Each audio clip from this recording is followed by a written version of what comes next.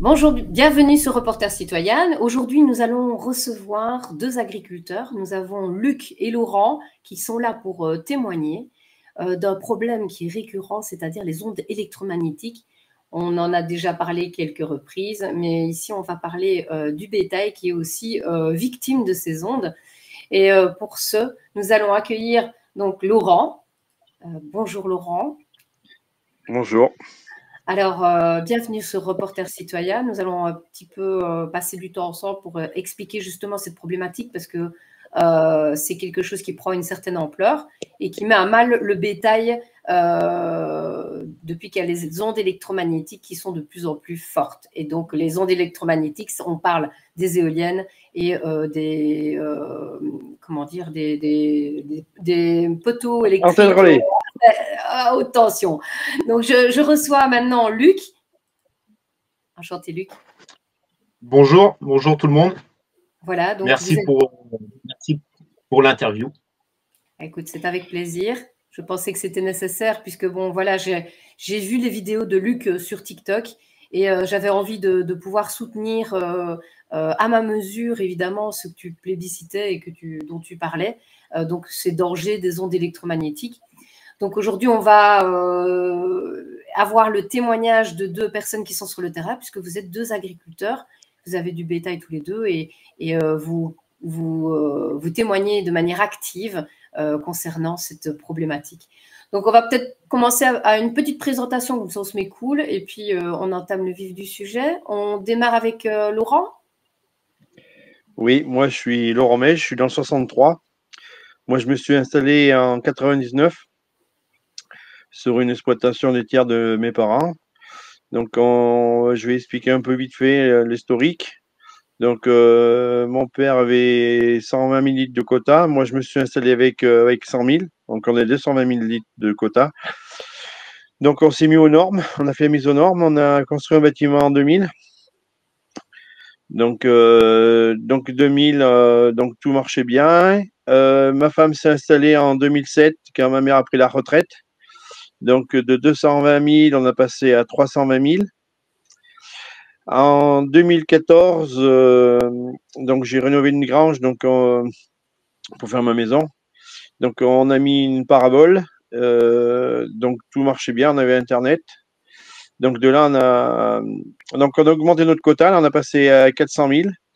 En 2016, on a eu les éoliennes qui sont mises en route sur mon exploitation, à côté de mon exploitation, à 949 mètres de mes bâtiments. Donc là, on a commencé à avoir des pertes sur les animaux. Plus de connexion Internet. Donc ça a commencé, plus de connexion Internet. On a eu des pertes sur les animaux.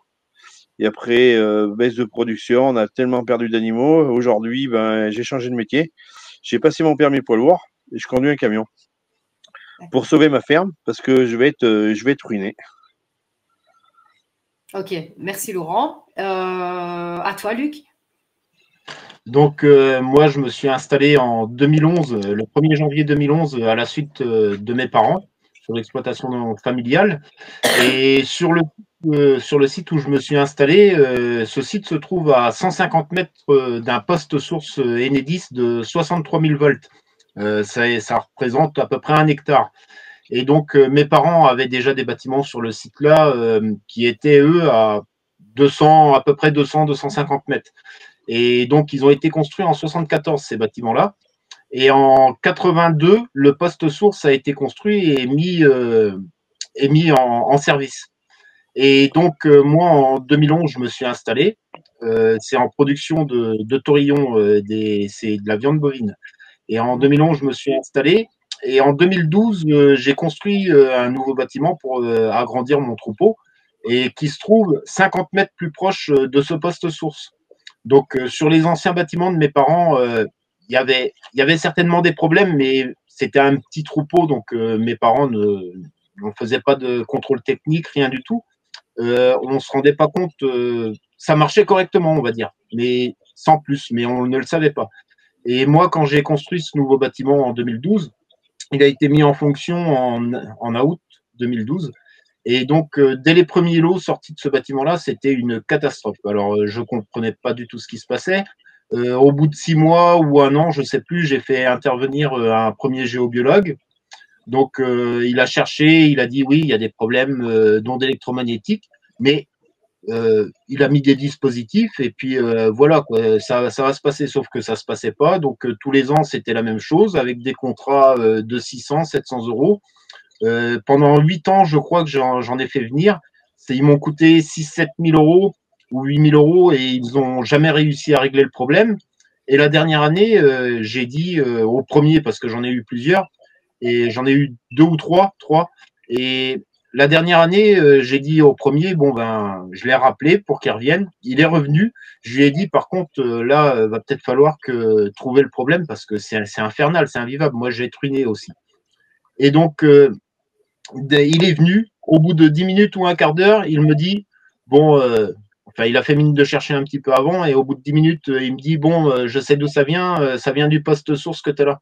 Je dis, attends, au bout de 10 minutes que tu me dis ça, et tu es venu des fois 1 heure et demie de temps à mettre des dispositifs et tout, et pour aucun résultat derrière, et là, au bout de 10 minutes, tu me dis que ça vient d'Enedis, c'est de l'autre côté du compteur Linky.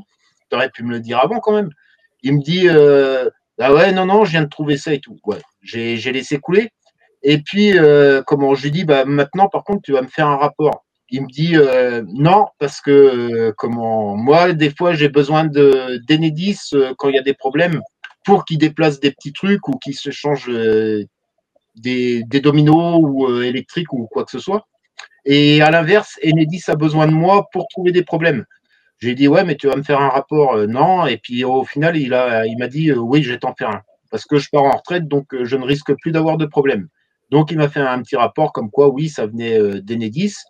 Et après ça, comment j'ai eu mon veto habituel qui est venu et qui m'a dit, bon, ben, je vois que ça ne marche toujours pas. T'arrêtes tes conneries avec les géobiologues et puis je vais te faire venir un expert avec des appareils de mesure électrique et tout le tintouin. Et on est parti en expertise judiciaire. Je suis en expertise judiciaire depuis 6 ans, un peu plus de 6 ans maintenant contre Enedis. Et moi aussi, je suis en train de faire une formation. Je vais me faire un petit coup de pub au passage pour devenir agent immobilier. Donc, je suis en plein dedans pour la faire. Et à tout hasard, si jamais il y a des gens qui sont désireux de vendre ou de commercialiser un bien, eh ben, je serai là à leur disposition dans les Côtes Peut-être d'Armor. rappeler la région quand même. Rappelle quand même Ouais, les... Côtes d'Armor et Ille-et-Vilaine, ouais. Je vais pas me déplacer dans toute la France non plus. Non, c'est Mais que là, nous, on est en Belgique, mais c'est vrai qu'il y a des auditeurs, évidemment, qui sont français, donc autant qu'on soit, ouais. OK. Voilà. Donc à tous ceux qui Donc, sont intéressés, merci. non, bah, Voilà. écoute, on est là pour ça aussi, c'est rendre service. Ouais. Donc, je remarque en fait que tous les deux, vous ne suivez plus au niveau financier d'avoir. Non. Non. Et vous êtes les seuls dans ce cas-là, ou vous avez toute une tribu derrière qui compte sur vous Aujourd'hui, on n'est pas les seuls. Moi, je pense qu'on est plus de 10 000 aujourd'hui impactés. Sauf sur les 10 000, on n'est qu'une petite poignée, on va dire, une dizaine qui font un peu de bruit comme nous. Après, bon, il y en a que honte de ce qui leur arrive. Moi, maintenant, j'ai tout perdu. Moi, depuis 2016, je dois être à 380 animaux. J'en ai encore perdu 2 cette semaine. Donc, et je trouve bizarre que le service vétérinaire ne bouge pas. Normalement, quand on a plus de 5% de pertes, ils font des alertes. Là, ils savent déjà tout ce qui se passe sur nos exploitations. Moi, je suis allé voir une exploitation de brebis il y a encore dimanche. Comme je dis, c'est pas normal. Dans un village de 45 habitants, 45 malades. C'est une exploitation qui a été rachetée il y a 7 ans. Le vétérinaire a dit aux ceux qui ont racheté la ferme, ils avaient des 800 brebis, ils en perdaient 200 par an. Et au bout de 5 ans, donc vous savez qu'une exploitation, c'est comme un fonds de commerce, vous êtes responsable. Et au bout de 5 ans, vous avez plus de recours. Donc le vétérinaire, comme ça faisait plus de 5 ans, il a osé dire au couple que celui qui avait vendu, il avait les mêmes problèmes qu'eux et que ça venait des ondes. Et eux, ils ont 45 habitants, ils ont 6 antennes relais. Donc moi, j'ai appelé le ministère parce que moi, j'ai eu le ministère de l'Agriculture qui est venu chez moi. qui m'a dit que mon exploitation était plus viable. Mmh. Avant qu'ils viennent, j'ai eu le GPSE. Donc, le GPSE, c'est un organisme qui est payé par Enedis, RTE, tous les promoteurs éoliens pour diagnostiquer les courants. Donc, eux, donc, ils payent. Donc, c'est ceux qui font les impacts qui Voilà, payent voilà. Donc, nous, ce qui s'est passé, c'est que quand ils sont venus faire les mesures de champ magnétique et des ondes, ils ont arrêté les éoliennes pendant une semaine. Donc, tout allait bien parce que quand elles arrêtent, il n'y a plus de problème, hein. Et directement, tu as vraiment un effet immédiat au niveau des résultats ou tu as remarqué simplement une toute petite progression, mais est-ce que c'est du noir au blanc ou est-ce que, voilà. Dans ce qui se passe, nous, c'est donc nous, on a remarqué, dès qu'ils les arrêtent pour faire les maintenances, donc il faut savoir que une éolienne à 800 litres à 400 litres d'huile, donc ils les vidangent tous les 4-6 mois. Donc quand ils font les maintenances, ils arrêtent. Donc il faut savoir qu'une éolienne à 6 phases, donc du courant continu, du courant alternatif, et il faut savoir que le ferraillement d'une éolienne, c'est 150 tonnes de ferraille. Donc c'est tout relié, c'est tout relié à la terre. Et quand ils arrêtent les éoliennes, ils renvoient le jus au sol. Donc comme moi, je suis en zone un peu humide, et donc je reçois toute la sauce. Mmh. Donc il n'y a pas que les animaux, on va dire. Il y a les humains. Donc moi, j'ai un gros problème de sommeil. Donc je dors maintenant avec un grillage anti-ondes. Ah Je oui. dors 3 ou 4 heures par nuit. J'arrive à rester 48 heures sans dormir. Donc aujourd'hui, si une personne est capable de rester 48 heures sans dormir, ben Ouais. voilà. Donc tu es devenu électrosensible en fait. Je suis électrosensible. Donc moi, je ressens tout. Donc je suis venu agrogéobiologue aussi. Donc je fais pas mal de géobiologie. Moi, j'ai appelé plusieurs géobiologues qui sont venus chez moi. Moi, il y en a plus de 20 qui sont venus. Mmh. Donc la première fois, j'ai laissé mes baguettes dans ma poche, je ne sortais pas. Et après, donc j'avais pas payé beaucoup, moi, parce que je leur disais, si j'ai des résultats, je vous paye, si j'ai pas de résultats, je vous paye pas. Je pense que tu as bien Après, fait. Contrairement à Luc. Ouais. non, mais j'ai payé aussi. Je vais vous dire, j'en ai payé 2. Je peux pas me plaindre d'eux parce qu'ils ont eu, on a eu quelques petits résultats, mais ça tient pas dans le temps parce que une éolienne, moi je peux parler beaucoup des éoliennes parce que je suis à fond dedans, on va dire. C'est comme une dynamo de vélo, on va dire, c'est des gros aimants, c'est le frottement des aimants et avec les pales qui diffusent les courants magnétiques. Donc moi, donc l'effet, donc on va dire, moi j'ai déménagé mes vaches pendant 5 mois pour voir, parce que moi j'ai fait pas mal de tests. Aujourd'hui, ils voulaient pas que la chambre d'agriculture voulait pas que je déménage mes vaches. Donc j'ai déménagé mes vaches pendant 5 mois.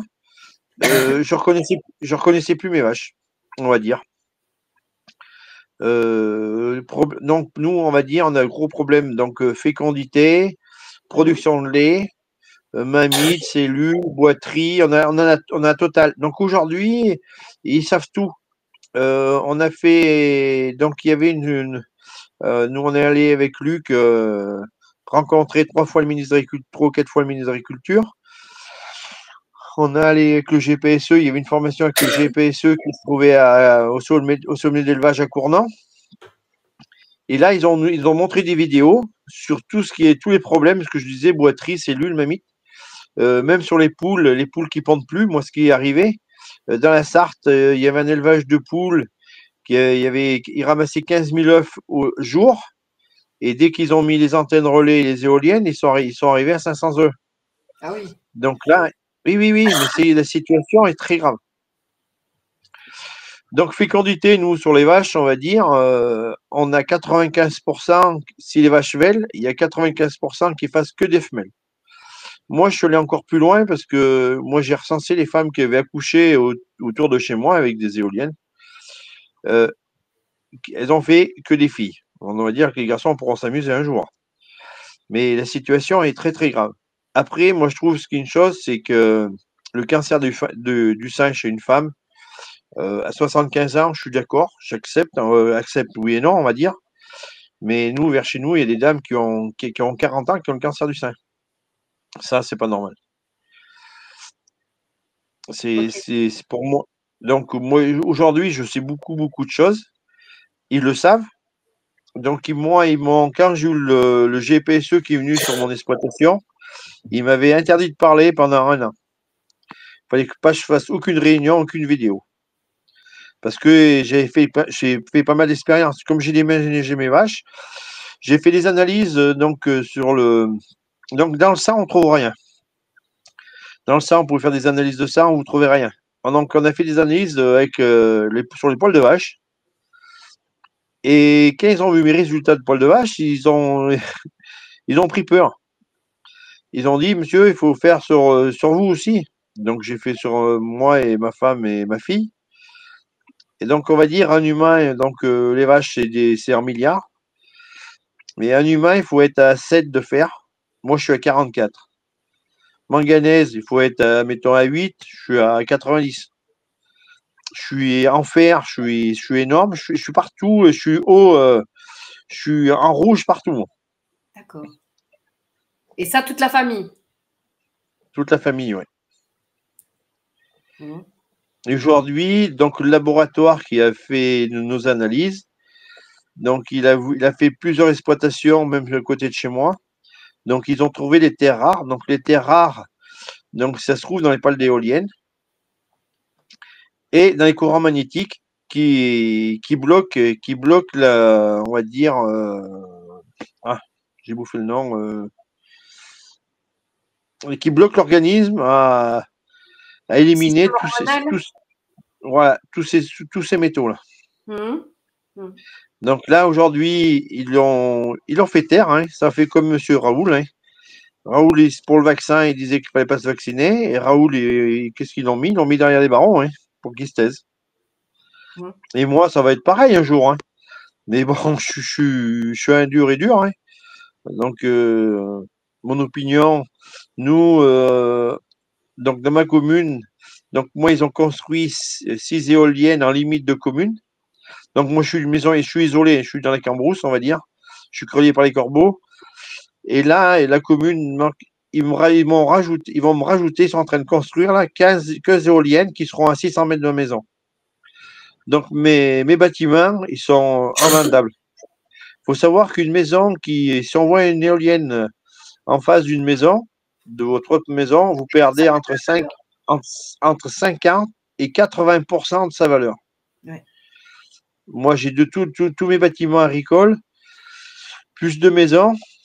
Donc, j'ai un grand bâtiment qui fait 75 mètres de large, 75 mètres de long sur 30 mètres de large, plus une autre station qui fait 30 par 55, plus 70 hectares de terrain, 130 000 euros. Non, mais il y a un problème qui ne va pas là. Mmh. D'accord. Bon, je vais peut-être donner la parole à Luc quand même. Non, mais oui, on va passer à Luc. Donc, je vais juste quand même rappeler aussi une chose, c'est que les éoliennes, c'est quand même une autre problématique aussi, c'est tout ce qui est le recyclage des éoliennes, parce que bon, quand tu parlais de terres rares, donc ces particules qui vont se mettre et qui vont aller empoisonner les terres, c'est de savoir aussi qu'on ne peut pas recycler une pale d'éolienne. Donc, c'est une fausse écologie que de vouloir utiliser absolument les éoliennes. Donc, nous, bon, je vais reprendre un peu la parole, mais nous, depuis qu'ils ont mis les éoliennes là, donc on n'a plus de mouches, plus d'hirondelles, plus d'oiseaux migrateurs.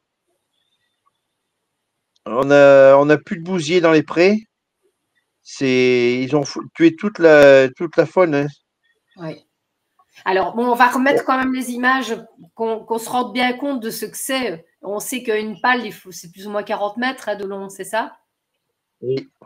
Oui, donc 40 mètres de long pour une pale. Il y a des cimetières entiers qui sont remplis de pales qui seront inutilisables et qui sont ensevelies dans les terres.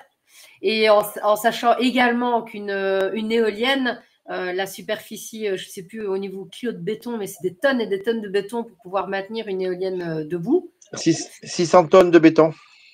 Voilà. Et alors, on parlait en off encore de quelque chose qui est assez intéressant, il faut rappeler, c'est que quand on a une éolienne sur son terrain, les éoliennes, la responsabilité quand l'éolienne ne fonctionne plus de la démonter appartient au propriétaire du terrain. Oui, c'est ça. Voilà. Donc, est-ce que tu as peut-être des chiffres au niveau des locations de terrain pour des éoliennes et ce que ça coûte pour la démonter? J'ai quelques chiffres, oui. Donc, ça varie selon la puissance. Donc, ça va de 2500 à 5000 euros par an pendant 25 ans. Donc, ça fait 85 000 à peu près. Ça fait 85 000 et il faut à peu près 400 000, il faut 400 000 pour la. Il faut 400 000 euros pour la démonter. Donc, en fait, ce n'est pas du tout rentable pour les agriculteurs ou pour qui que ce soit d'avoir une éolienne sur son terrain. Ben, c'est un piège. C'est comme les panneaux photovoltaïques au sol, c'est exactement pareil. Ok. Aujourd'hui, en plus, comme je dis, c'est un héritage empoisonné parce que ceux qui signent, c'est surtout des personnes qui sont à la retraite. Donc, ça leur fait un petit pécule, on va dire. Et quand ils auront levé les savates, ce sera les enfants, les petits-enfants. C'est ça. Et là, c'est le démontage pour les petits-enfants. Donc, faut pas être berné. Ils voudraient mieux vendre le terrain, mettons 10 000 euros l'hectare. Ça, c'est plus rentable que de louer 5 000 euros. Donc, le calcul, il y a une anguille sous roche, là. Il y a une anguille sous roche. Laurent. On est bien d'accord. Alors, on va donner la parole maintenant à Luc. Alors, Luc, le problème, c'est plutôt les antennes relais, c'est ça, et les hautes tensions? Moi, c'est pas les antennes relais, c'est ligne à haute tension, 63, enfin ligne, non, poste source Enedis de 63 000 volts. Oui. Et donc, moi, ce qui se passe, comme partout, c'est la même chose partout. Donc, les animaux, il n'y a pas de production de viande. Le pire que j'ai fait comme résultat technique, c'était 400-500 grammes de GMQ, c'est-à-dire de prise de poids par jour en grammes.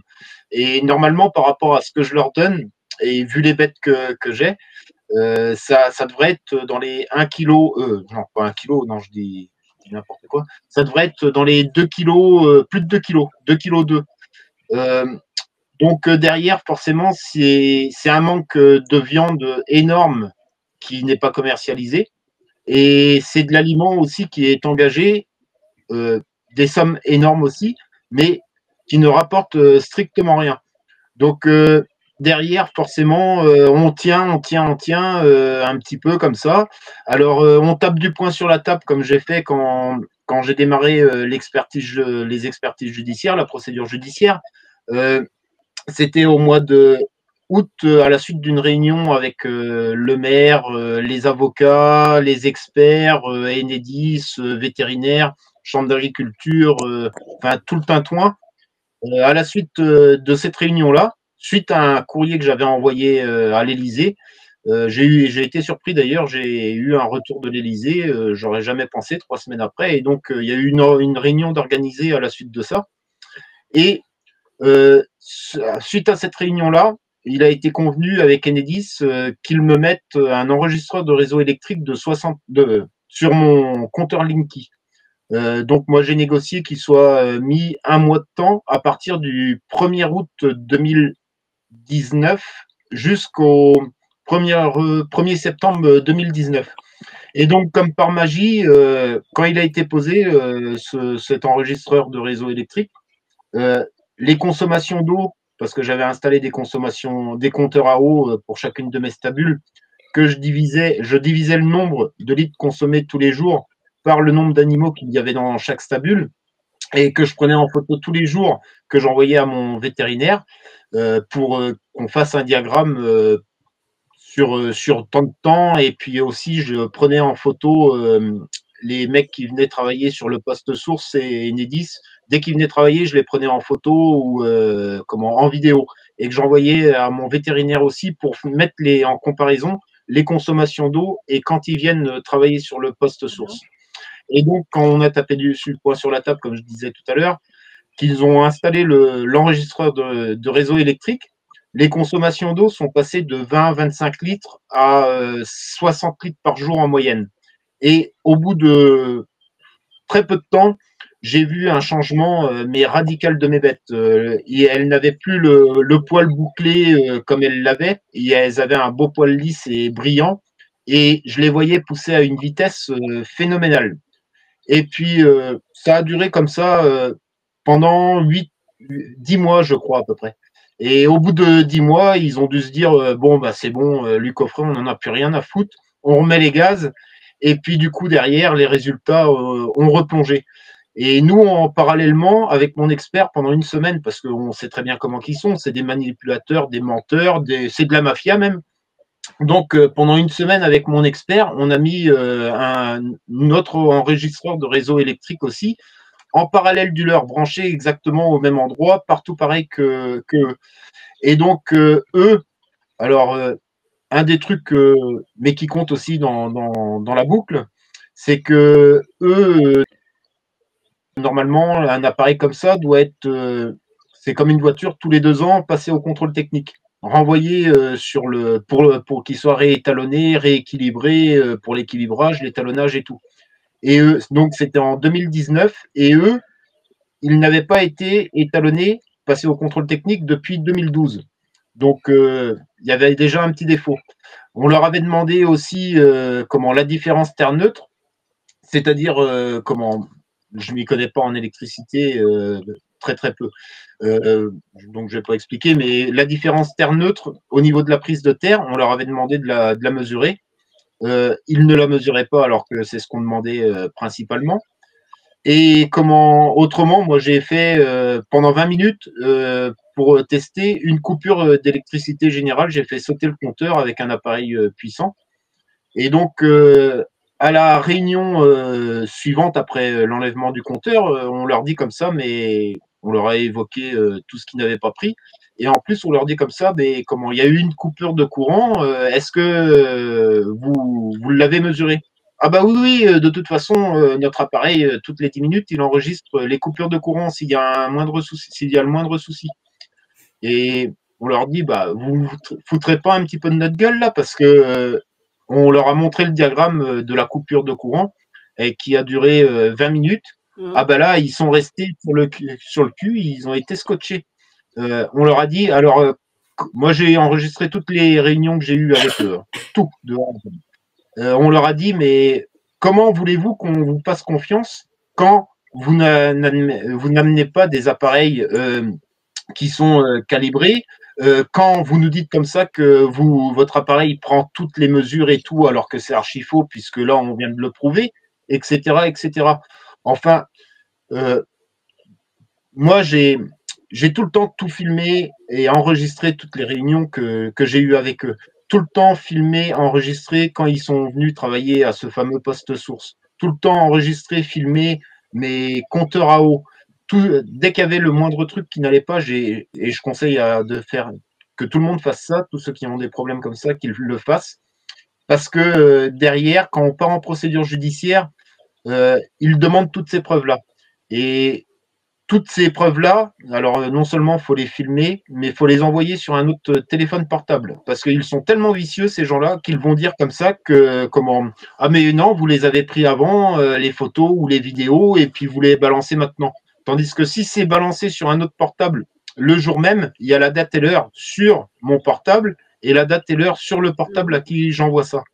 Et c'est heureusement que j'ai fait ça parce que à une des réunions suivantes, une expertise judiciaire suivante, ils m'ont dit, c'est ce qu'ils m'ont dit, ce que je viens de vous dire. Et donc ils m'ont demandé comme ça, bon ben envoyer ça chez un huissier de justice, un huissier de justice pour faire expertiser les portables et pour faire ressortir toutes ces infos. Ben, c'est ce que j'ai fait. Donc, ça a coûté de l'argent. Mais bon, bref, je m'en fous puisque c'est ma protection juridique qui prend tout en charge ma procédure judiciaire. Donc, j'ai envoyé mes portables et l'huissier de justice a ressorti à peu près 10 000 feuilles d'SMS que j'avais envoyées sur 50 ans à mon vétérinaire. Et il a extrait sur les deux portables. Donc, on a les preuves de tout ça. Et qu'est-ce que je pourrais dire d'autre autrement? C'est, à part que ce sont des menteurs et puis que tous ces gens-là, que ce soit au niveau des éoliennes, des antennes relais, et puis même Enedis maintenant où on en est arrivé, de leur comportement, c'est scandaleux, c'est un comportement de mafia. Ils mettent la pression sur les juges, mais heureusement, le vent commence à tourner parce que en France, et il y a eu un article qui est paru avant-hier, non, je crois que c'était samedi ou vendredi, en Bretagne, un couple d'agriculteurs, des voisins à moi, qui ont gagné contre Enedis à Lanrodec. Alors, l'article est sur Internet, tout le monde peut le trouver. C'est à Lanrodec. Ils ont gagné contre Enedis. Alors, ils demandaient 135 000 euros. Le juge les a déboutés. Ils ont quand même touché 25 000 euros. Mais depuis mi-septembre ou mi-octobre, je crois, c'est quand même le 4e procès gagné et vraiment passé par la justice. Il y en a eu 3 contre Enedis et 1 contre RTE. Tout est sur Internet. Donc, moi, j'encourage tout le monde, tous les agriculteurs qui sont victimes, à se lancer en procédure parce qu'il ne faut pas laisser passer ça. Le scandale va exploser, mais il faut continuer de mettre la pression. Et j'en profite pour appeler tous les agriculteurs qui sont victimes, parce que moi, je suis ultra censuré, c'est plus la peine, je fais plus de vidéos sur TikTok, ça sert plus à rien. Je suis totalement censuré, mes 3 comptes sont censurés.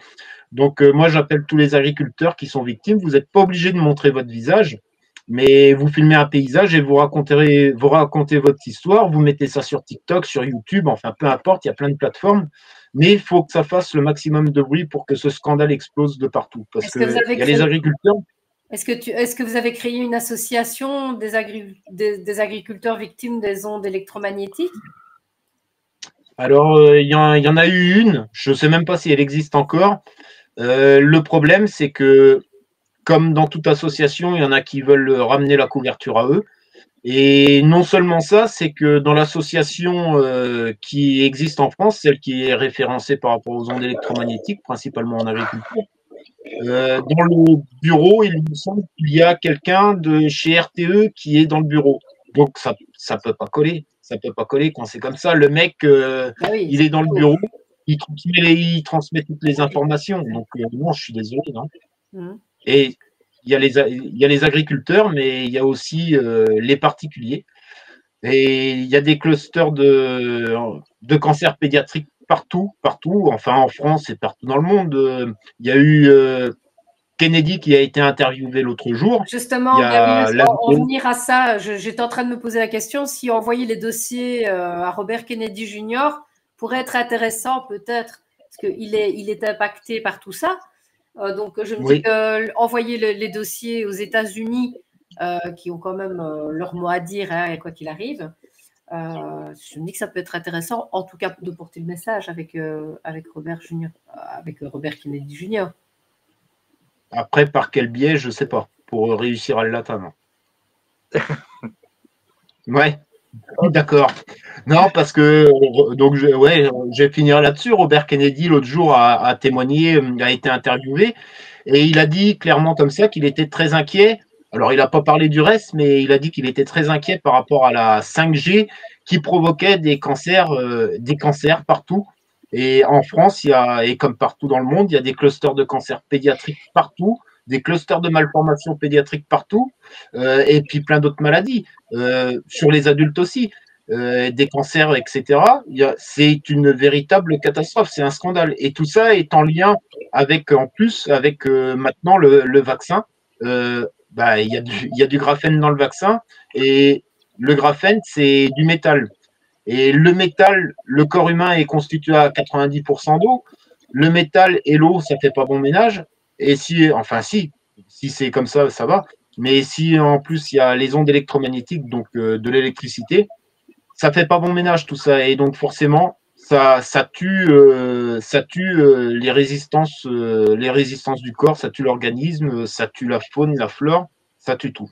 Alors peut-être pour rappel aussi qu'à l'époque, quand on a eu l'électricité, donc l'essor de l'électricité, il y a eu la grippe, la grande grippe, il y a eu des grippes qui sont apparues subitement avec des montées de technologies électriques. Donc il y a quand même un point qui est un peu sombre. Et effectivement, il faut quand même se rappeler que le bétail, maintenant, on commence à le vacciner à l'ARN messager. Est-ce que tu as cette information-là aussi? Oui, tout à fait, oui. Et puis, j'ai fait une vidéo là-dessus parce que en France et puis certainement dans d'autres pays, la fameuse FCO, enfin soi-disant une maladie, mais une maladie toute fabriquée parce que ça s'est déclenché vers le mois d'août, à peu près dans les eaux-là pour le principal. Il y en a eu un petit peu avant, au mois de juin, mais principalement dans le mois d'août. Moi, j'ai fait une vidéo par rapport à ça sur TikTok. J'ai plein de commentaires me disant comme ça, oui, on a les mêmes problèmes, mais pas que sur les animaux d'élevage, sur nos chiens, nos chats, etc. J'ai mon chat à ce moment-là aussi, figure-toi. Ouais. Et c'est le passage de la 4G à la 5G en lien avec les vaccins. Et donc, la FNSEA, notre syndicat majoritaire en France, a envoyé une circulaire à la Chambre d'agriculture de la Sarthe en disant comme ça que c'était un dysfonctionnement au niveau des équarrissages parce qu'il y avait énormément de bêtes à mourir, etc. Donc, ils ont osé dire ça. Dans le même temps, il y a eu des articles de presse qui sont sortis en disant comme ça que c'était les températures extrêmement fortes de l'été. Sauf que sur toute la moitié nord, on a été loin d'avoir des canicules. Ils prennent tout le temps l'année référence de 2003, qui a été vraiment exceptionnelle. En 2003, je suis désolé, on n'a jamais eu ça. Des morts de chaleur, oui, mais des morts soi-disant par la chaleur au niveau des animaux, c'est absolument faux. Et en plus de ça, la FCO, normalement, c'est les moustiques et les moucherons. Sauf que quand il n'y a pas de chaleur, il n'y a pas de moustiques et de moucherons. Et les moustiques et les moucherons ne vont pas porter cette maladie-là sur les animaux domestiques, c'est-à-dire les chats et les chiens. Enfin, il y a plein de les tiques et les puces, en sachant que notre ami Bill Gates a une collection entière de puces. Donc, il travaille là-dessus quand même, sur des armes type insectes. C'est quand même un peu surprenant aussi. Qu'est-ce que tu en penses? Oui. Ah on le sait. Si on en parle, de toute façon, on va être traité de complotiste, mais à chaque fois, on est traité de complotiste, et puis bizarrement, les faits se révèlent exacts au bout d'un moment, 2 ou 3 ans après. On le voit bien, tout est pareil, tout est en train de sortir là, petit à petit, et ils voient bien qu'ils sont foutus. Ça se voit plus ou moins parce que ça démissionne un petit peu dans tous les sens. Et donc, pourquoi ils sont foutus? Parce que, comme à chaque fois, quand ils voient que les gens commencent à découvrir les vérités, etc., et qu'il y a de plus en plus de gens à la découvrir, cette vérité, qu'est-ce qu'ils font? Leur programme, qui est jusqu'à 2030, ils l'accélèrent. Et en accélérant les choses, on fait forcément des erreurs. Et c'est là qu'ils sont en train de se planter parce qu'ils font énormément d'erreurs et ils vont se casser la gueule avec les conneries qu'ils font par leur précipitation. Alors, c'est une question qui semble un peu intime, mais je veux dire, est-ce que vous avez décidé de vous faire vacciner, vous, en tant qu'agriculteur? Non? Non. Donc, moi, je peux prendre la parole? Justement, oui. Oui, vas-y, ouais, j'arrête là. Donc, Luc, il a dit de la 4 à la 5. Donc, j'ai déjà dit que c'est pas de la 4 à la 5.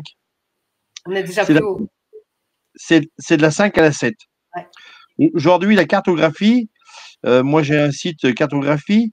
Donc, depuis 2020, il ne marque plus les modifications de toutes les antennes relais. Comme ça, il n'y a pas de preuve. Après, ce qu'il y a eu, comme dit Luc, au mois d'août, il y a eu beaucoup d'FCO. Donc, c'est du pipeau. Aujourd'hui, on n'entend plus parler de la FCO. Parce qu'il y a tellement eu un gros coup, d'un seul coup, qui est monté en courant magnétique, que les animaux, ils étaient pas habitués. Et c'est là qu'il y a eu une grosse perte. Moi, je suis anti-vaccin, je suis pas vacciné et je me ferai jamais vacciner. Aujourd'hui, le vaccin, c'est comme la grippe espagnole. Là, c'était pour détruire la moitié de la population. Aujourd'hui, on va dire en campagne, il y a eu quelques décès, mais pas tant que ça. Et leur essai je pense qu'il n'a pas marché comme ils auraient dû, comme ils pensaient que ça allait faire. Ok. Tu m'avais parlé, Luc, d'un document qui avait été, donc il y a eu une étude qui a été faite, donc on a au niveau on avait européenne. Au niveau européen, sur l'impact des champs électromagnétiques sur la santé des animaux d'élevage. Je vais peut-être le repartager, peut-être qu'on puisse. Voilà. Donc c'est un rapport en fait qui a eu lieu en 2020 et 2021 et qui finalement les conclusions sont sorties ici il n'y a pas très longtemps. Alors qu'est-ce qu'il en est? Aujourd'hui, on va dire, ils ont fait ce document à la mauvaise période. Ils ont fait ça au mois de juin, juillet, août. Donc les agriculteurs, ceux qui étaient vraiment mordus comme nous, qui étaient vraiment impactés, ont répondu. Oui. Et ceux qui étaient moins impactés, qui ne se rendent pas compte de leur impact sur l'exploitation, ils y ont laissé couler. Parce que comme ça, au mois de juillet, août, donc ça a faussé toutes les données. Oui. Voilà, Pourquoi? Parce que c'était les vacances? Non, c'était pas les vacances. Les agriculteurs étaient dans les vacances, oui, tu vas me dire. Dans les foins, dans les regains, dans les récoltes, dans toutes les récoltes. Donc, oui, vous avez autre chose à faire que de devoir remplir un document. C'est ça. Justement, c'est une période où vous êtes en train de travailler beaucoup plus. Voilà. Donc là, il n'y a pas eu assez de retours pour dire d'avoir une vue d'ensemble sur ce qui se passait. Oui, mais non. Et puis, vas-y, Luc. Ce qui a été très fort, en fait, c'est que c'est un questionnaire qui a été distribué par les chambres d'agriculture. Donc les chambres d'agriculture qui sont détenues par la FNSEA. Et puis ces chambres d'agriculture-là ont envoyé ce questionnaire-là au mois d'août, donc à la période où tout le monde est dans les champs. Et non seulement ça, il a été envoyé ce questionnaire-là avec une dizaine d'autres newsletters pour qu'elle soit bien cachée, pour qu'il y ait le moins d'agriculteurs possible à voir ce questionnaire. Alors, comme la plupart des agriculteurs, je suppose, moi c'est le cas, dès que je vois quelque chose de la chambre d'agriculture, je le mets à la poubelle parce que ces gens-là sont inutiles. Il faut bien le dire, pour 99% d'entre eux, ils sont inutiles. Et donc, on les balance. Sauf moi et d'autres on savait qu'il y avait un questionnaire là-dessus, donc on n'a pas acheté, on a répondu à ce questionnaire-là. Mais sur les 400 000 approximativement agriculteurs en France qui sont agriculteurs, qui auraient dû avoir ce questionnaire-là, il n'y en a que 100 000 qui l'ont reçu. Ça a été distribué qu'à coup de lance-pierre, fait exprès aussi. Et sur ces 100 000 agriculteurs-là, on estime qu'il n'y en a que 25 à 30 000 qui l'ont vu. Tout le reste, ils ont jeté à la poubelle dans leur mail. Et sur les 25 à 30 000, il y en a plus de 2400 qui ont répondu oui, on a des problèmes d'ondes électromagnétiques sur notre exploitation. Si on fait le ratio des 2400 là par rapport aux 25 000, 30 000, on est 400 000 à peu près en France agriculteurs. Si on fait le ratio, on arrive aux alentours de 40 000 agriculteurs impactés par ces ondes électromagnétiques. Mais ça fait plus d'un an de ça. Donc, avec le développement des antennes relais et des éoliennes qu'il y a, ça n'arrête pas, et le passage de la 4G à la 5G, c'est plus 30 ou 40 000 qu'on est, on doit être certainement 80, 100 000, et dans les 4-5 ans à venir, on sera plus de 150 000. Et toutes les exploitations-là, c'est une certitude, quoi qu'on en dise, quoi qu'on en fasse, où on peut dire comme ça, ah non, c'est faux, c'est absolument une réalité, ces exploitations-là sont mortes. C'est terminé. Vous pouvez vendre tous vos bovins, enfin tout votre cheptel. C'est une certitude. Alors, au niveau Je suis désolé de dire mais ça. justement, il faut être transparent, on est bien d'accord là-dessus, en pensant quand même que bon, si on n'a pas notre agriculture propre, nous sommes tributaires effectivement du marché extérieur. Et déjà, je remarque qu'en fait, j'ai eu des échos que les agriculteurs devaient se remettre en ordre par rapport à certains virus, et puis alors on faisait vendre leur cheptel à l'extérieur. Donc, pour qu'on diminue le virus, en tout cas, j'ai entendu parler de ça en Belgique, qui sera un des prochains sujets, parce que j'ai un témoignage assez impressionnant. Donc, les bovins vont être vendus à l'étranger, c'est de la viande qui est consommable, mais par contre, donc, ils vont pouvoir aller rendre malades les autres bovins dans le monde entier, mais nous, on ne pourra pas utiliser la viande de chez nous, indigène. Donc, on aura une importation de la viande. Ça ne vous inquiète pas de savoir qu'en fait, pour le moment… C'est le traité avec le Mercosur. C'est exactement ça. Et puis pour le lait, bah, ça va être pareil. Ça va être avec la Nouvelle-Zélande et tout. Là, il y a eu une sortie de manifestation, on va dire ça comme ça. C'était une partie de plaisir pendant 2 jours, là, hier et lundi. Qu'est-ce qu'il en a résulté? Rien du tout. Pour moi, c'est pas de monter à Paris parce qu'à chaque fois, ça fait 50 ans que ça dure et à chaque fois, on se casse le nez sur les blindés. Pour moi, ce qu'il faut faire pour mettre à bas un système, parce que là, c'est le système qu'il faut mettre à terre, c'est pas de monter à Paris. Pour moi, c'est la base. La base, c'est l'énergie. Et donc, il faut bloquer tous les dépôts pétroliers. On bloque tous les dépôts pétroliers. Ça demande 3 semaines, 1 mois. Derrière, c'est terminé. À chaque fois que les routiers ont fait grève, au bout de 3 semaines, ils ont obtenu ce qu'ils demandaient. Et puis derrière, hop, ça repartait. Et parce que pourquoi? L'énergie, eh ben, c'est la base de tout. S'il n'y a plus d'énergie, plus rien ne marche. Et donc, c'est les dépôts pétroliers qu'il faut bloquer. Ça évitera aux agriculteurs, à certains, de faire 500, 600, 700 kilomètres avec leur tracteur, puisque tout le monde a un dépôt pétrolier, admettons, à 100, 150 kilomètres de chez lui. Donc, c'est du local. Ce sera beaucoup plus simple. Et c'est ce qu'il faut faire. Et les syndicats le savent très bien, mais ils ne veulent pas le mettre en place. Il y a quand même eu un conflit d'intérêts. Donc, le syndicat est quand même le tampon entre les lobbies et vous. Donc, d'office, il y a un conflit d'intérêts. Ouais. Donc, c'est quelque chose qui doit se mettre en place à titre rien que vous et pas du tout les syndicats. On est bien d'accord. Hein, je veux dire, il y a ce problème-là aussi. C'est que eux, ça les arrange de continuer à faire leur petit travail, à avoir leurs petits avantages en nature par les lobbies. Maintenant, quel est votre sentiment par rapport aux citoyens lambda qui ne se rend pas compte que vous êtes indispensable? Parce que pour moi, je vais dire, nous, on a la chance d'avoir des agriculteurs, on a quand même l'opportunité d'avoir des agriculteurs dans notre pays. Est-ce que ça ne vaudrait pas la peine d'arrêter de travailler justement avec toutes les grosses entreprises et faire du marché plutôt local? Mais on croit. Vas-y, Laurent. Marché local, marché local, je suis d'accord, circuit court, mais comme moi, je perds tous mes animaux.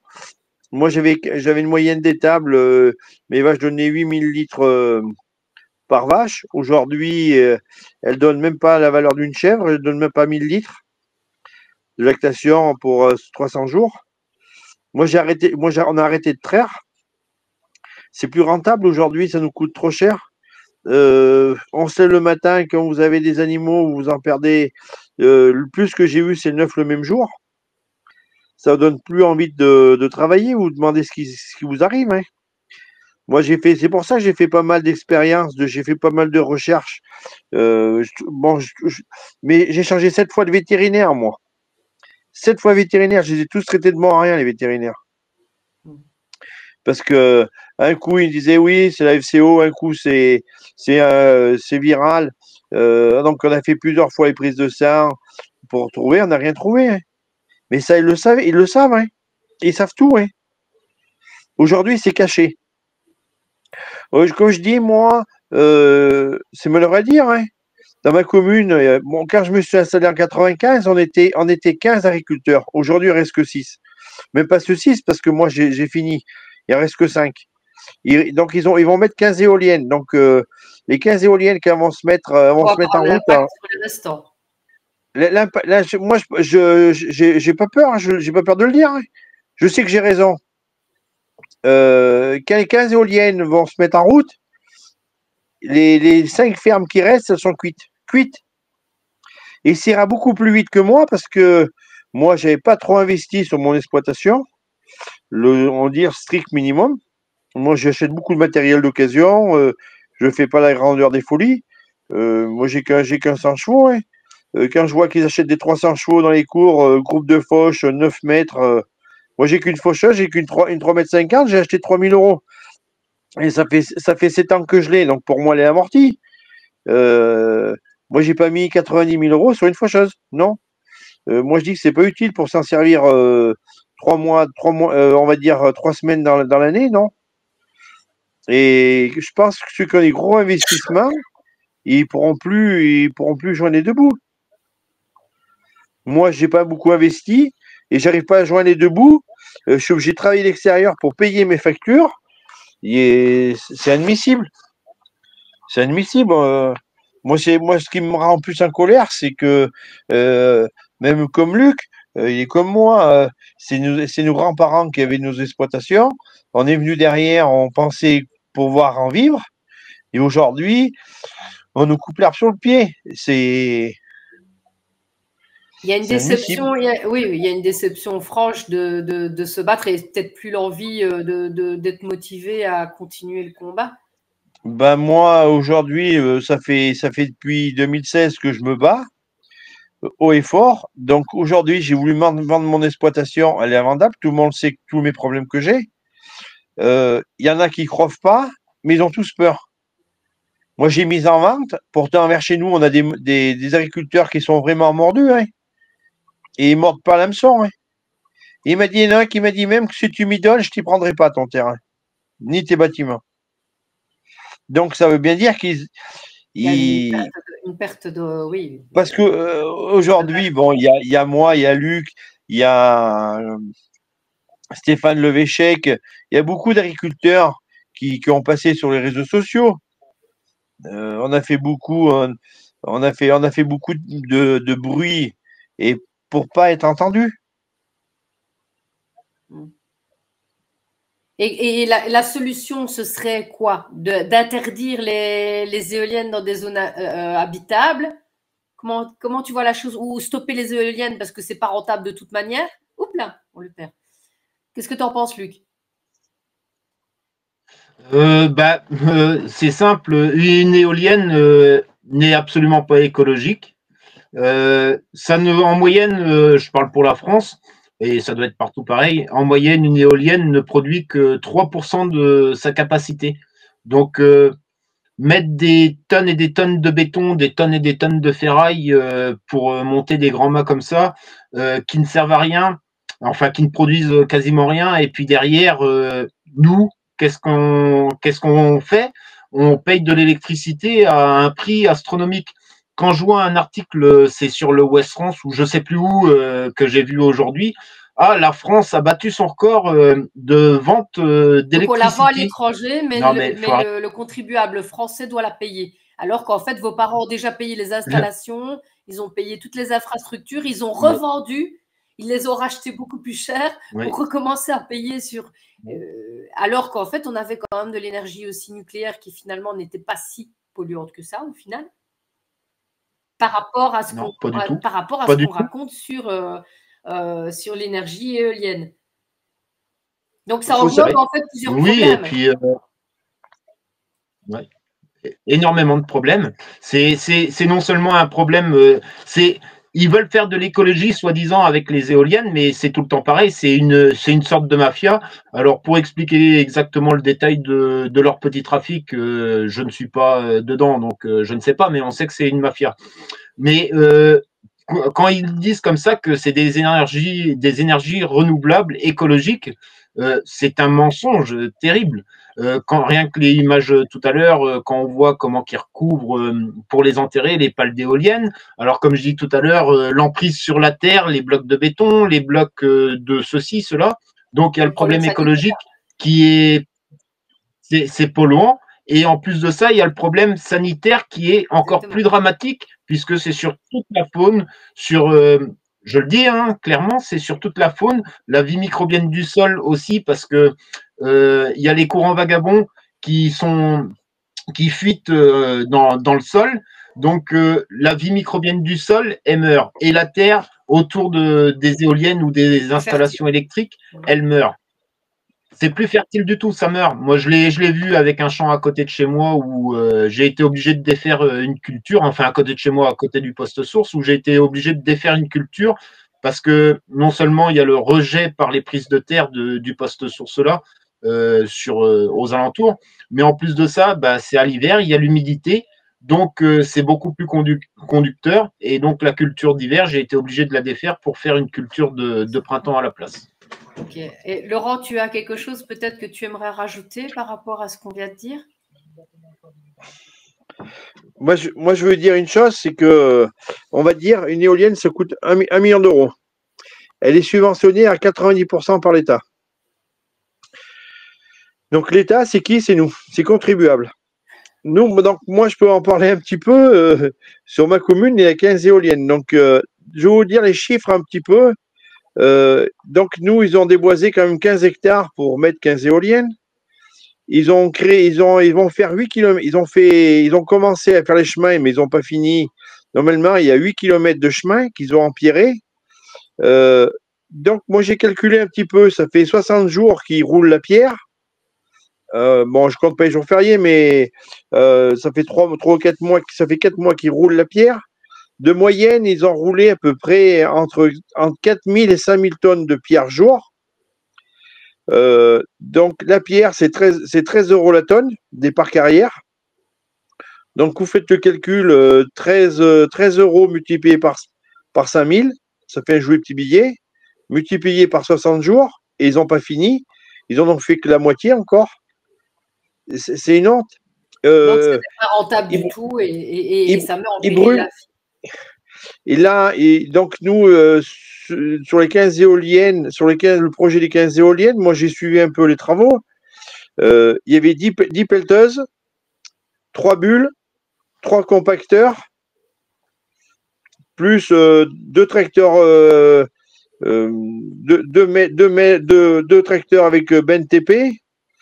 Et il passait à peu près entre 5 et 10 000 litres de gasoil jour. Dites-moi où est l'écologie.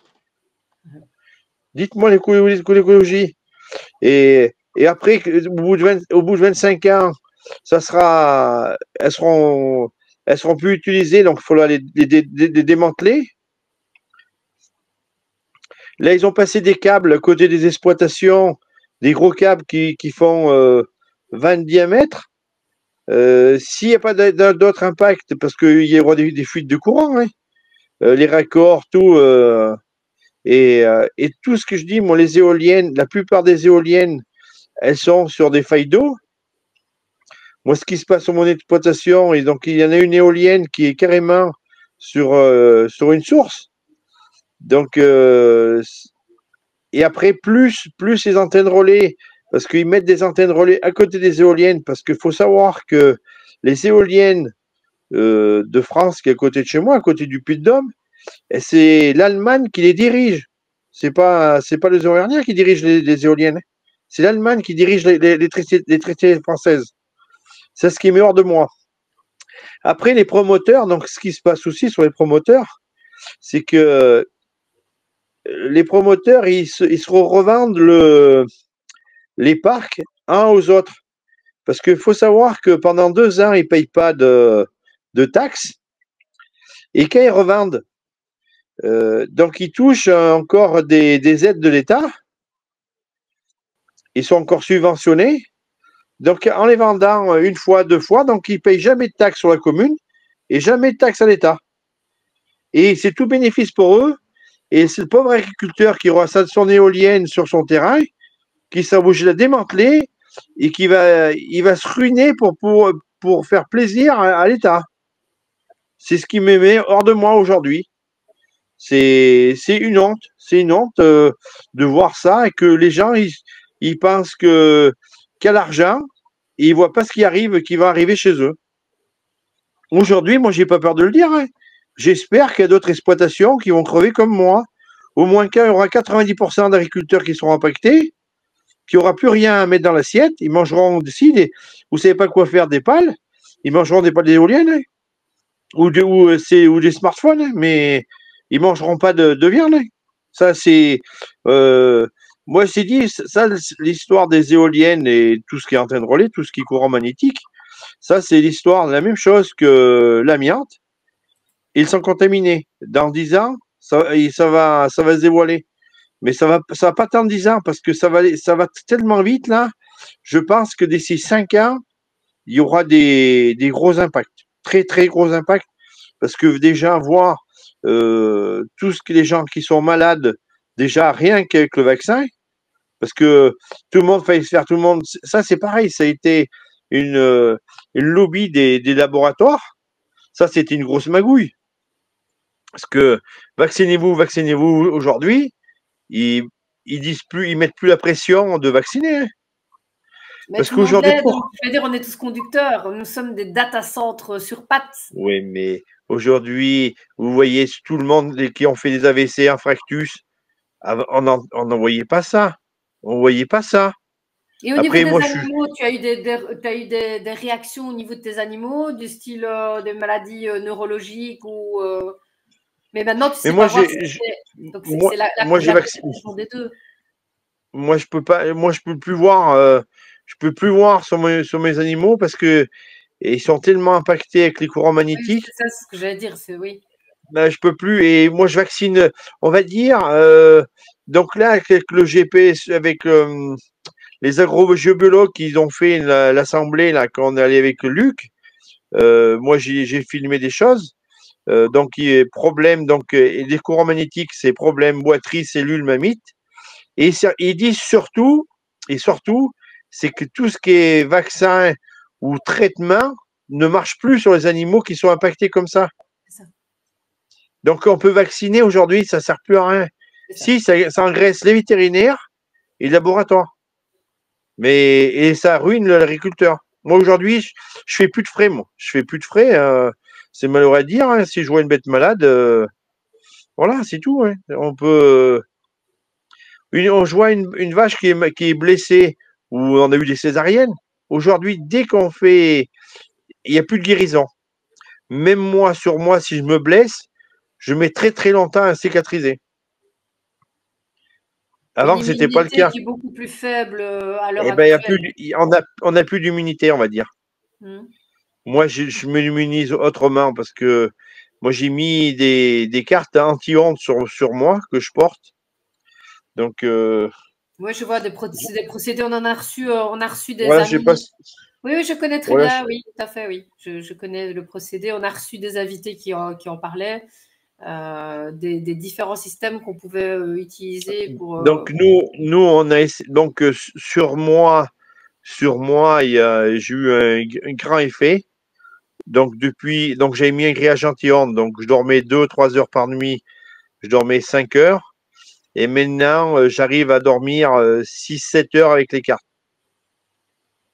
Et il n'y a pas de système qu'on pourrait faire des sabots en métal pour les bovins, mais ce serait une blague, ça coûterait trop cher. Donc, nous, on a essayé de mettre des cartes sur des vaches. Oui. Et donc, je pense que c'est à cause de la masse corporelle qui c'est trop gros ou les cartes ne sont pas assez puissantes. Oui, il faudrait une multitude de cartes pour pouvoir avoir, c'est en fonction du poids et de la taille, je sais bien. Oui, ça deviendrait. Et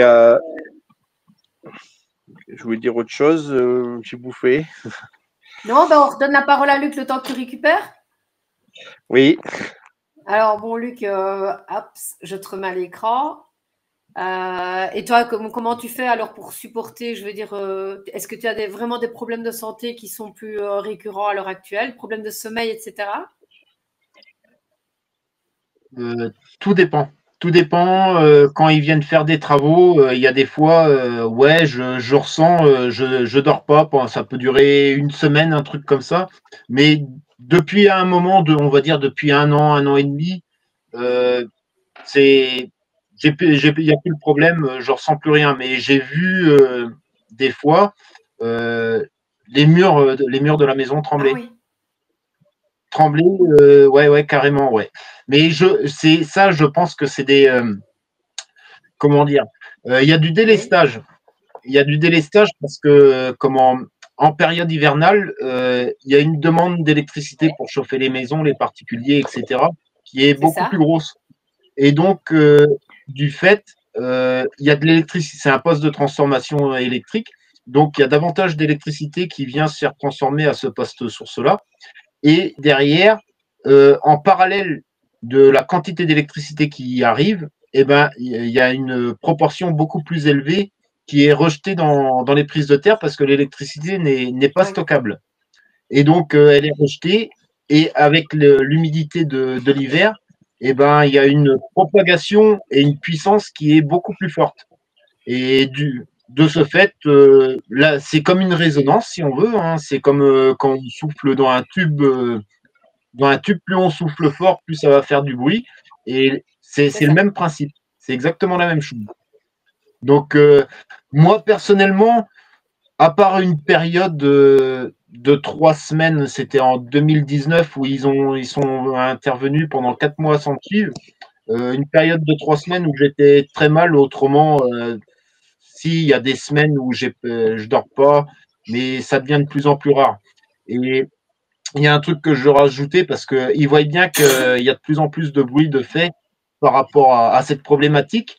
Et sur le bulletin communal de ma commune, comme toutes les communes ont, je suppose, il y avait une demande de travaux de la part d'Enedis sur ce poste source-là pour mettre un boîtier pour récupérer.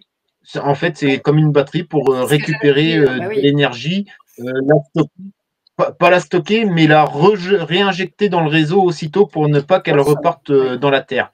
Donc, ils sont en train de faire ou essayer de faire les travaux nécessaires pour qu'il y a de moins en moins de problèmes et que ça ne s'ébruite pas. Mais sauf qu'il y a quand même 4 procès qui ont été gagnés, je tiens à le rappeler, depuis 3 mois. Ça, c'est quand même relativement positif. Et ça peut jouer sur la jurisprudence, évidemment, si c'est… Maintenant, c'est de ne pas épuiser les gens avec des procédures à rallonge, parce que c'est souvent le cas quand il y a des grosses administrations ou des gros lobbies. C'est exactement ce qu'ils cherchent. Ils cherchent à faire traîner la chose, ils mettent la pression sur les juges. Ça, ils savent faire très bien, ils savent retourner les situations, etc. Faut être plus malin qu'eux, faut tout le temps avoir, c'est pas évident, mais il faut avoir un coup d'avance sur eux, tout le temps. Et je sais que c'est pas évident, parce que ils ont de la recherche pour réussir à pourrir les situations. Ouais. Alors, je ne sais pas si Laurent, tu as retrouvé tes jeunes. Non, j'ai perdu le fil là. C'est pas grave. Je ne sais pas si vous avez peut-être un message à faire passer tant que voilà, vous avez l'onde, c'est le cas de le dire, l'antenne. Et si vous avez peut-être une demande en particulier à faire ou est-ce qu'on peut vous joindre quelque part pour peut-être avoir des témoignages en plus? Est-ce que c'est nécessaire? Est-ce qu'on vous pensez que ça vaut la peine? Aujourd'hui, on peut écouter, mais on n'est pas assistance maternelle, on va dire. Aujourd'hui, quand même les gens à agir. Il faut, pas de comment. Moi, je pense que ceux qui sont impactés, il faut qu'ils se dénoncent. Il faut pas avoir honte. Hein. Je pense qu'aujourd'hui, même qu'ils y cachent, un jour ou l'autre, ça va se dévoiler. Hein. Les problèmes, parce que et ça ira très très très vite. Hein. Aujourd'hui, déjà, il faut éviter s'il y a des projets éoliens vers chez eux. Hein. Il faut faire des réunions anti-éoliens, antennes relais. Il faut essayer de bloquer, de ne pas faire des antennes relais à côté des exploitations. Voilà, il y a plusieurs choses. Après, la Chambre d'agriculture, il dit avant de construire, faire passer un agrogéobiologue. Moi, je dis, je suis d'accord. Mais pas qu'il soit subventionné par les lobbies. Donc, il doit être indépendant. Mais à Port-de-Cumin, faut savoir, toutes les antennes et toutes les antennes relais, elles sont toutes sur des failles d'eau. Moi, je vais vous dire, j'en fais la géobiologie. Je peux vous le dire, hein, toutes. À 90%, elles sont sur des failles d'eau parce que, on va dire en jargon de géobiologue, les antennes relais, elles se parlent entre elles. Ça veut dire qu'une antenne qui a 10 km de chez vous, elle parle avec une qui a 20 km. C'est ça. Parce qu'elle se relaye. Aujourd'hui, il ne faut pas dire qu'il y a des zones blanches. Aujourd'hui, comme je dis, il y a trop. Avant, il y avait une antenne tous les 100 km, ça marchait très bien, les portables. Et maintenant, on en a une tous les 5 km et les Mais portables passent pourquoi? pas. Mais oui, ben justement, alors pourquoi insister sur cette accumulation d'antennes, si ce n'est que pour détruire le vivant? Parce que si tu me dis que avant, on se faisait bien avec une antenne tous les X centaines voilà, les dizaines de kilomètres, et puis qu'on se retrouve ici, qu'on multiplie les antennes et qu'il n'y ait pas d'amélioration, parce que c'est vrai, hein, on n'a jamais eu autant de problèmes de réseau que maintenant. Plus on monte en 5G, 6G, etc., et plus tu as des problèmes de réseau finalement. Ben oui, mais quelle est la raison? Quelle est la raison? Faut demander ça aux promoteurs. Exactement, mais je veux dire, c'est pour se poser un peu la question, de se dire, de se remettre. Ouais, mais aujourd'hui, je pense qu'ils sont en train de faire des expériences. Mmh. Ils veulent voir jusqu'où on peut tenir. C'est ça. Ouais. Parce que moi, comme j'ai dit, je suis allé voir dans un village dans la Creuse, 6 antennes relais pour 45 habitants. Oui, je vois pas l'intérêt. Il y a 6 antennes relais. La plus près du village est à 200 mètres. Et sur les 6, la plus loin, il y a 1,5 km. Il y a bien. Il n'y a pas d'intérêt. Moi, je peux vous dire, j'ai téléphoné au ministère de l'Agriculture, hein, Dominique Tremblay. Hein, je l'ai appelé, moi. Hein. Je l'ai appelé, et c'est Dominique Tremblay et le ministère à Paris. Je lui ai dit, qu'est-ce que vous faites dans ce village? J'ai dit, vous faites des expériences. Il m'a répondu, vous n'avez pas le droit de dire ça. Moi, je dis que si. Aujourd'hui, ils veulent voir si les gens résistent. Donc, dans ce village, il y en a 5 qui ont fait des AVC, 4 qui ont fait des infarctus, gros problème de sommeil, cancer de la prostate, cancer du sein, ils sont tous malades. Ils ont tous un problème. Aujourd'hui, ils sont en train de voir, et là, ça suffit pas, ils veulent encore rajouter autre 2. Pourquoi qu'ils rajoutent? Il va en avoir 8 antennes pour 45 habitants. Et donc, eux, je pense qu'ils téléphonent et ils doivent marcher. Hein. J'espère pour eux, à ce prix-là et au niveau de leur santé, je ne sais pas si ça vaut la peine. Et quand on dit, moi, je suis allé voir des troupeaux, moi, je suis allé voir l'élevage de moutons, je suis allé voir un peu ce que je pouvais faire en géobiologie. Moi, jamais j'ai vu un troupeau de vaches limousines. C'était des épaves.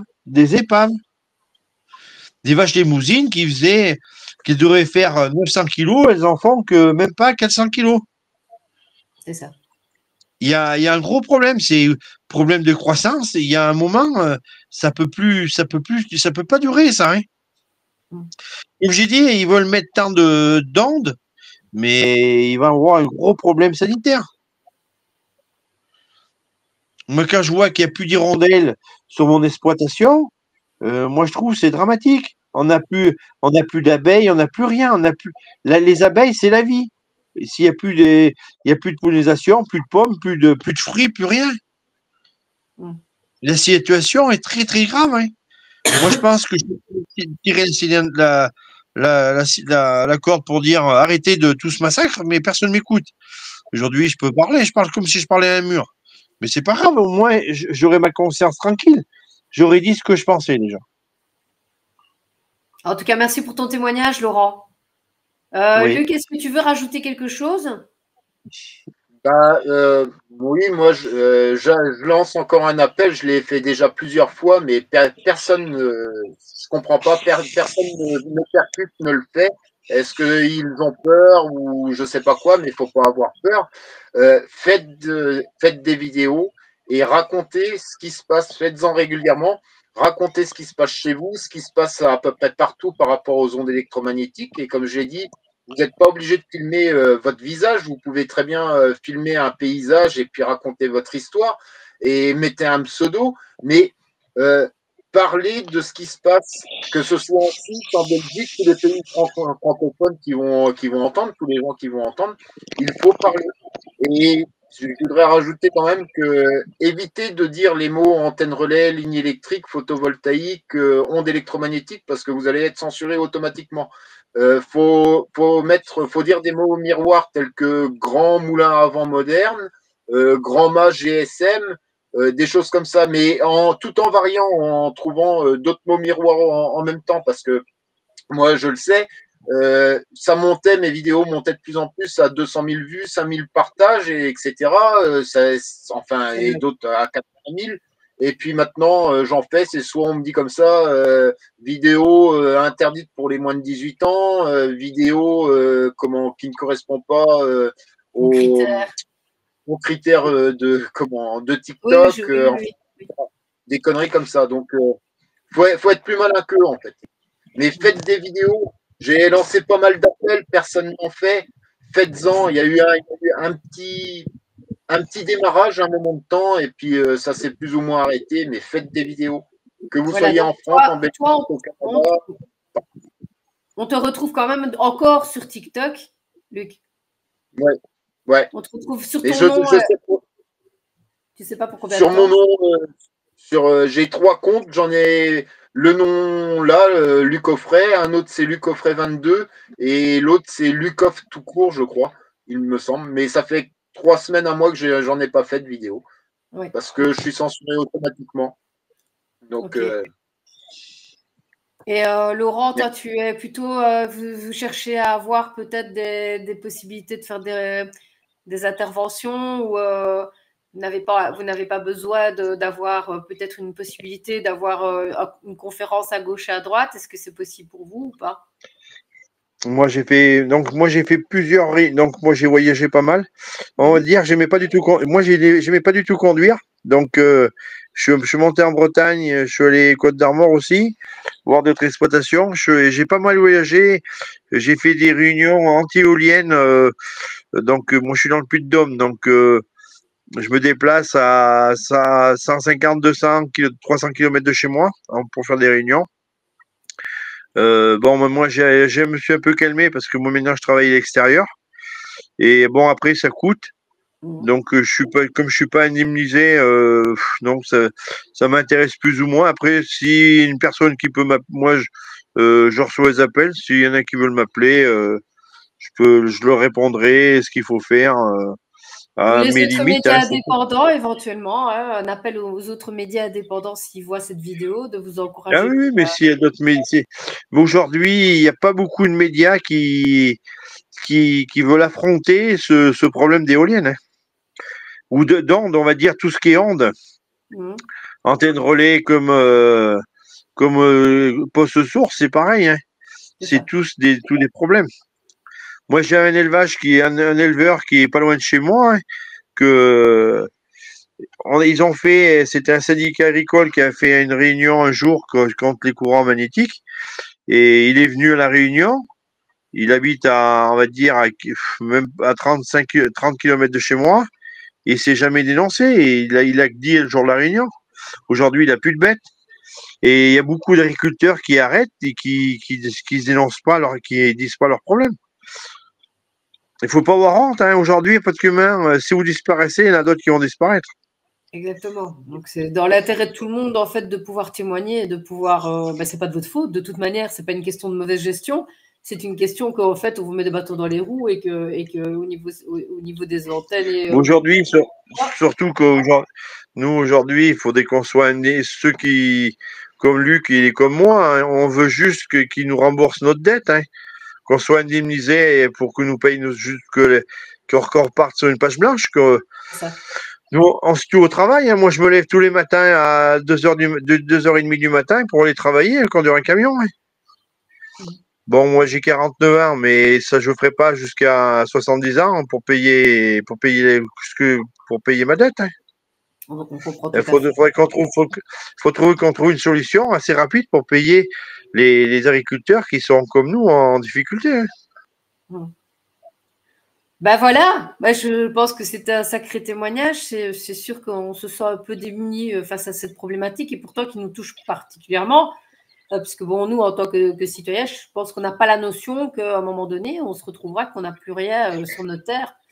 Et on avait quand même une richesse au niveau agriculture et puis qu'on se retrouve dans un enlisement tout doucement et tributaire des pays étrangers. ce qui est extrêmement grave en fait. Et je trouve que c'est inadmissible de la part des politiques de faire perdre ces terres-là et toute cette richesse de l'agriculture pour des raisons d'éoliennes qui ne fonctionnent pas et vraiment d'escrologie, comme je dis. Je trouve que ce mot fonctionne tellement bien. C'est juste de soutirer de l'argent d'une manière ou d'une autre avec des moyens, quels qu'ils soient, des faux semblants. Et oui, voilà. Donc, oui. Voilà, bah, écoutez, je ne sais pas, plus rien à dire. On est OK. Le témoignage me semble très porteur. Je pense que votre message va être entendu. Je vous souhaite à tous les deux le meilleur parce que malgré tout, c'est de se reconstruire, vous, en tant qu'humain, de garder la santé, ce qui me semble indispensable, et de trouver des solutions pour vous à titre individuel, mais aussi pour tous les agriculteurs qui veulent rester. Donc, on espère que les politiques vont être sensibles à ce genre de message à un moment donné et qu'ils vont comprendre que ça a une importance capitale, c'est que notre agriculture est très, très importante. Donc, voilà. Alors, j'ai laissé en dessous, je ne sais pas si vous voyez sur le ruban, vous avez différentes émissions qui avaient un rapport avec justement les ondes électromagnétiques, hein, les fléaux au niveau de l'agriculture. Donc, je vous encourage quand même à aller voir les différentes émissions qui sont assez parlantes. Et ben voilà, je vous remercie pour vos témoignages. Merci Laurent, merci Luc. Merci.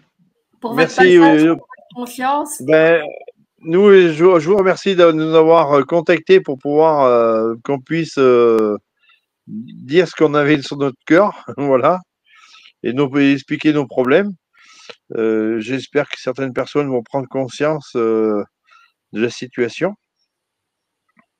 Je vous le souhaite aussi. Je vous souhaite aussi. Merci. Merci beaucoup. Merci. Ben, avec grand plaisir. Merci et une bonne continuation. Le meilleur pour vous. Oui. Merci Pareillement. beaucoup. Au revoir. Merci, au revoir.